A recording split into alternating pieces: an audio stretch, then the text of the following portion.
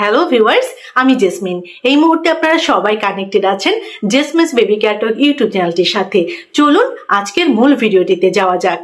আপনি কি জানেন ছোটবেলার অজান্তে করা মাত্র 4টি সাধারণ ভুল আপনার সন্তানের উচ্চতা চিরতরে থামিয়ে দিতে পারে? ভিডিওটি শেষ পর্যন্ত না দেখলে পস্তাতে হতে পারে।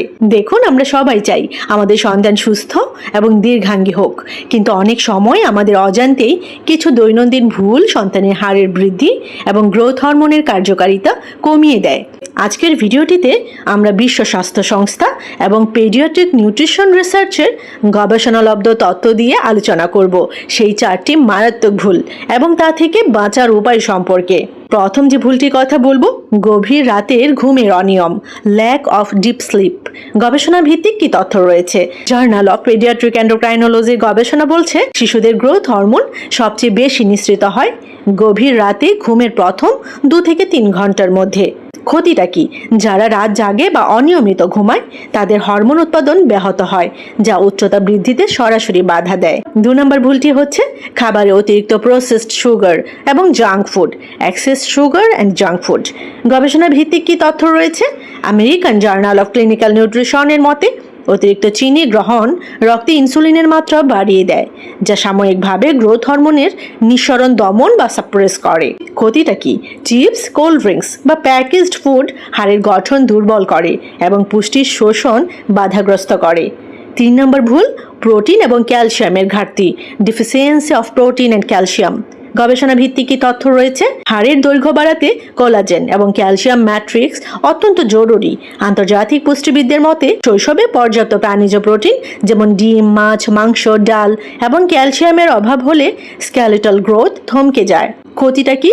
হাড় শক্ত এবং দীর্ঘ হওয়ার পরিবর্তে ভঙ্গুর এবং ছোট রয়ে যায়। 4 নম্বর ভুল, শারীরিক পরিশ্রম বা খেলাধুলার অভাব, lack of physical activity and stretches. গবেষণা ভিত্তিক কি তথ্য রয়েছে?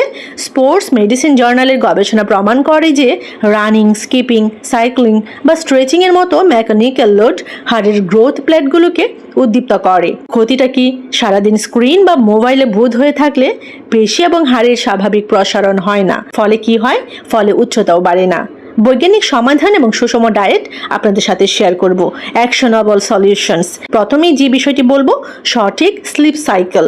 রাত 9টা থেকে 10টার মধ্যে সন্তানকে ঘুমানোর অভ্যাস করান। প্রাকৃতিক পুষ্টির কথা যদি বলি, প্রক্রিয়াজাত খাবারের বদলে ডিম, দুধ, সবুজ শাকসবজি, বাদাম এবং দেশি ফল পাতে রাখুন। এরপরে যে বিষয়টির কথা বলবো, আউটডোর অ্যাক্টিভিটি।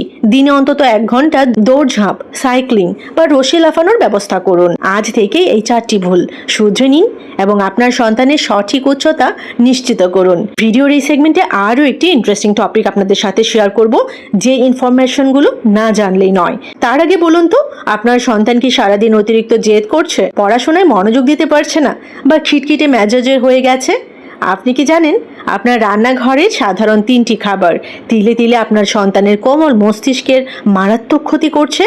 প্রিয় অভিভাবকরা, আমরা অনেক সময় না বুঝেই শিশুদের এমন কিছু খাবার খেতে দিই যা তাদের ব্রেইন ডেভেলপমেন্ট এবং নিউরোলজিক্যাল গ্রোথে বড় ধরনের বাধা সৃষ্টি করে। ভিডিওর এই সেগমেন্টে আমরা বিশ্বখ্যাত স্বাস্থ্য গবেষণা এবং চাইল্ড সাইকোলজি জার্নালে তথ্য দিয়ে আলোচনা করব সেই 3টি বিপজ্জনক খাবার এবং জানাবো শিশুর ব্রেইন শার্প করার জাদুকরী খাবারগুলো সম্পর্কে।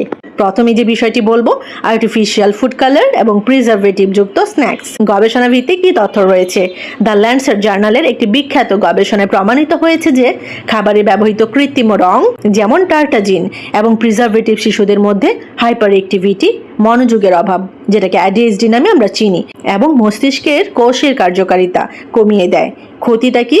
চিপস, কালারফুল ললিপপ বা প্রসেসড জুসে থাকা এসব রাসায়নিক শিশুদের স্নায়ুতন্ত্রকে দুর্বল করে তোলে।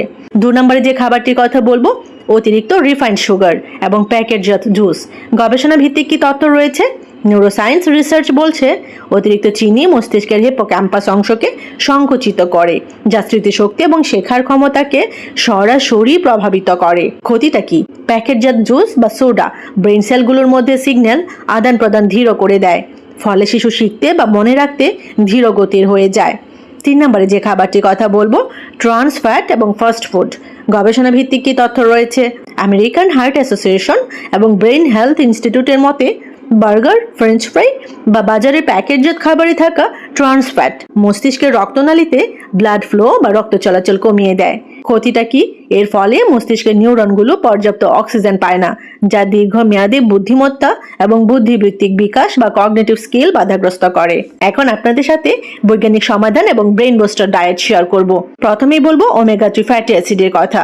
শিশুর খাদ্য তালিকায় সামুদ্রিক মাছ, আখরোট এবং ডিমের কুসুম রাখুন, যা নিউরন গঠনে ম্যাজিকের মতো কাজ করে। 2 নম্বরে যে বিষয়টি কথা বলবো অ্যান্টিঅক্সিডেন্ট এবং ভিটামিন। রঙিন ফলমূল এবং সবুজ শাকসবজি ব্রেন সেলগুলোকে সুরক্ষিত রাখে। তাছাড়াও হাইড্রেটেড রাখা খুব জরুরি। শরীর এবং ব্রেন সচল রাখতে সারাদিনে পর্যাপ্ত সাধারণ পানি পানের অভ্যাস করান বাচ্চাদের। আজ থেকে যে 3টি ক্ষতিকর খাবারের কথা বললাম, সেই 3টি ক্ষতিকর খাবার আপনার শিশুর খাদ্য তালিকা থেকে বাদ দিয়ে দিন এবং বেবি ফ্রেন্ডলি, ব্রেন ফ্রেন্ডলি যে খাবারগুলো রয়েছে সেগুলোর দিকে একটু বিশেষ নজর দিন।